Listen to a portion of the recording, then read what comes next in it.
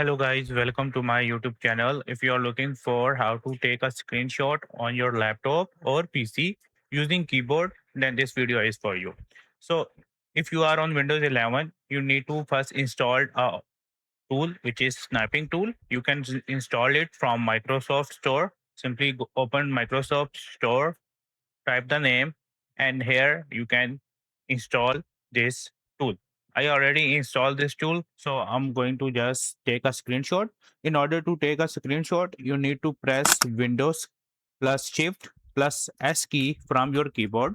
Then you can select the area. If you want to go with full screen, there is an option of full screen as well. But if you want to take a screenshot of a specific area, go with rectangle and then simply select the area you want to take the screenshot.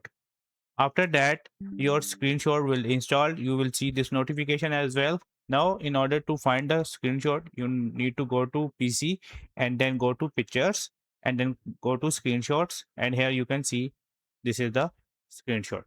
So I hope you like this little tutorial on how to take a screenshot on your laptop using keyboard in Windows 11. Thanks for watching. Bye bye.